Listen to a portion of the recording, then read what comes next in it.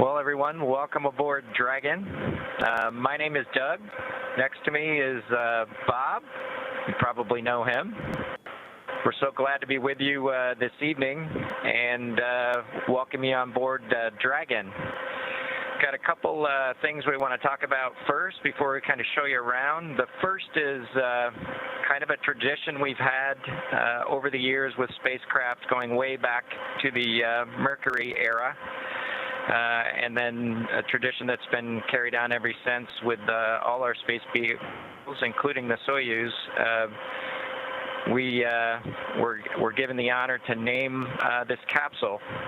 I know most of you at SpaceX especially know it as Capsule 206, but I think all of us thought that we could maybe do a little bit better than that. So without further ado, we would like to welcome you aboard Capsule Endeavour. We chose Endeavour for a few reasons. One, because of this incredible endeavor NASA, SpaceX, and the United States has been on since the end of the shuttle program back in 2011. The other reason we named it Endeavour is a little more personal to Bob and I. We both had our first flights on Shuttle Endeavour, and it just meant so much to us to carry on that name. That's what we decided to go with. So we hope you enjoy that name, and once again, welcome on board. Well, good evening, everybody, and welcome aboard Endeavour, the SpaceX vehicle headed to the International Space Station. Today, we accomplished the first flight off the Florida coast in quite some time, and Doug and I were really proud to have an opportunity to be a part of that. We're doing it in a brand new spaceship, a spaceship that's a lot different than its namesake Endeavour, the space shuttle, in that it has touch display screens that allow us to accomplish most of the interfacing requirements that we have. We'll have Doug pans over and points at the display in front of me. You can see the forward view that we had during the maneuvers that we most recently did. You can look out the window. It looks like the centerline camera doesn't have a lot of content on it now. We're kind of pointed into space so that the windows can see the Earth below us. But we've got the capability to interface with the vehicle, and it's kind of interesting. There's a command. This little button over here is actually what the commands are for our displays. One thing that does get lost is there is a extensive button panel down below as well. So over on this side, we can turn the displays on and off, as well as send some commands for some contingency situations. On the other side, we have the ability to deploy shoots and things like that on entry. So we do have some buttons, but the primary interface is these displays. So nice, new, modern cockpit that we've got for our compared to our namesake, the Space Shuttle Endeavour. I'm going to migrate a little bit away from our seats here, and Doug from his seat is going to continue to try to follow me so you can tell what can be seen from the seat that he sits in.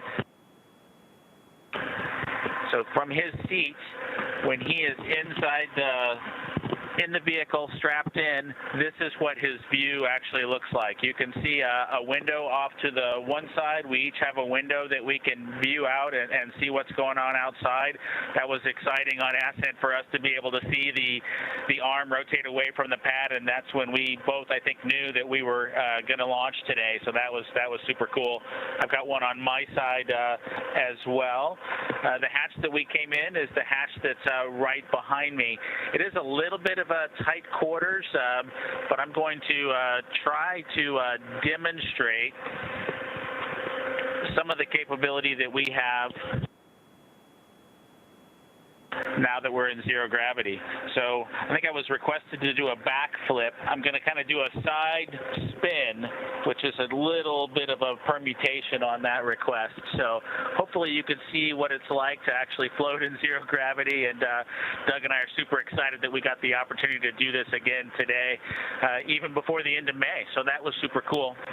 We did, it turns out, end up with one stowaway on board our vehicle when we launched today. It was not just Doug and I who accomplished the launch here. We do have an Apatosaurus aboard. We both have two boys who are super interested in dinosaurs.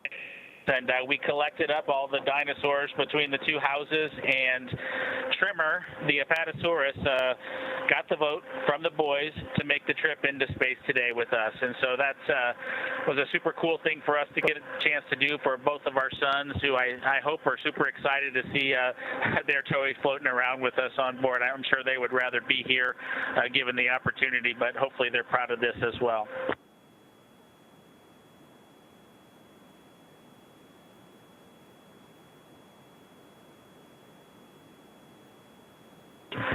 Okay, as we work our way towards one of the windows, unfortunately it's getting a little bit dark, but I don't know if Bob can pan over here. We just passed off of the coast of Newfoundland, and we're headed over to over the Atlantic right now.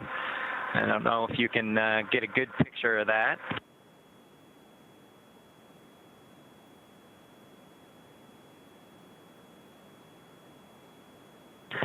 Anyway, hopefully you enjoy that view as we pass over the Atlantic, and I think with that we will work ourselves back into the seats and wrap things up for this evening.